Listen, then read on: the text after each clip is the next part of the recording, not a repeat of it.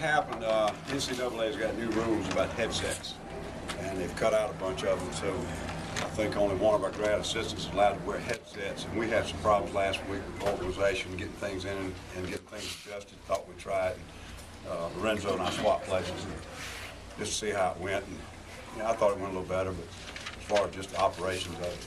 When you look at the points and the yards you've given up these first two games, does it make you cringe, or are you seeing something we're not seeing? I'll tell you, I've never been so proud of a bunch of kids, but at the same time so disappointed in some of them. And we got some guys playing really well, but we got some guys right now, they can't function out there. We're missing assignments. And even when you line up on great players like Georgia has, in the right technique, the right defense, the right assignment, you're going to lose sometime. You're going to lose that battle. We got guys who can't play consistently, so that's a major concern. I don't know if I've ever been in a game where you give up that kind of yard and score 3 touchdowns on defense. Basically scored 3. And we've done it. I liked it. I mean, we're doing a good job of pressuring, getting the ball, scoring on defense. But right now, some of our worst series are right after we do that and go right back out on the field. I don't know if our kids don't have the maturity to flip the switch and get right back out on the field or what it is. We'll go out and make a big play and score on defense, and we come back out and give up a 90-yard drive. It's got to stop. There's some times where some of our best players have got a chance to make a play and get the water cut off, and they're not getting it done. Ellis, could you just talk about Melvin Ingram and the impact he had on tonight's game? Well, I mean, it's all the phases, so, more than just on defense. The fake punt was unbelievable. I think that, Coach had it all set up to where we would check to it in a certain situation, and I think we had that situation, but it wasn't the exact look, and the guy got a shot at him right at the line of scrimmage. But he looked like an NFL fullback or running back. That wasn't a punter or a kickoff guy trying to tackle him on that thing. That was one of their best corners. That's an NFL corner that tried to tackle him right there in front of our bench on the second missed tackle. And I guess he thought he was going to get run over, but he shook him. And just an unbelievable play. I mean, if that play doesn't happen, I think, we're swimming on both sides of the ball. Can you just talk about his athleticism, Coach? Does it surprise you that he has a game like this? No. I mean, Melvin, I had Melvin as a linebacker the first year I was here. And he was lost behind Brinkley, Sapp, Paul. I can't remember who else I had there, but he was struggling a little bit learning the position. His athleticism was such we had to move him. We were thin up front, so Brad took him. He's bounced around from tackle to end, linebacker originally and all that. We've always known about Melvin's athleticism. Coach even took him over and tried to make a fullback out of him for a while, both full-time for a few days and then split time on offense and defense. He couldn't learn both. I mean, that's too much to ask of him. But the plays he made tonight, in several areas, were just unbelievable. I would say the things he did tonight affected the game as much as any other one player on the field.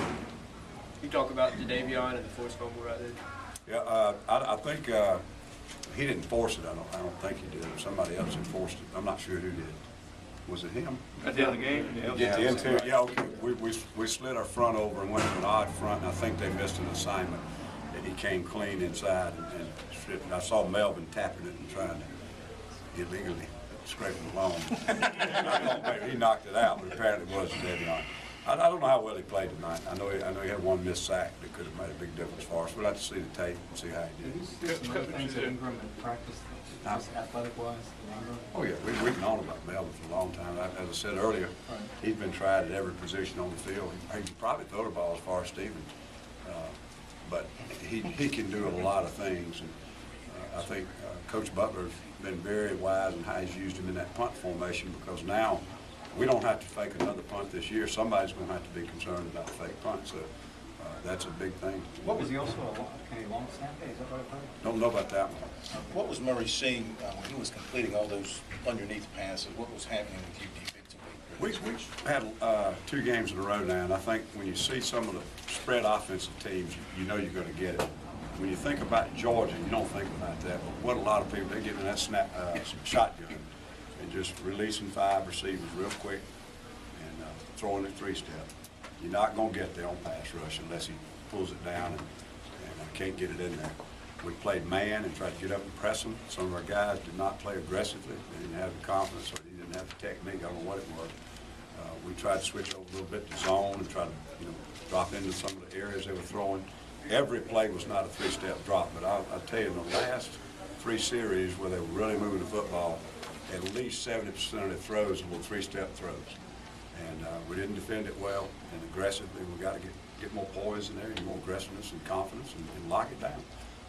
And Georgia's got great players, and they're going to make some of them, but you can't just continually let them keep throwing the football and not contesting it. I don't worry about the interference penalties.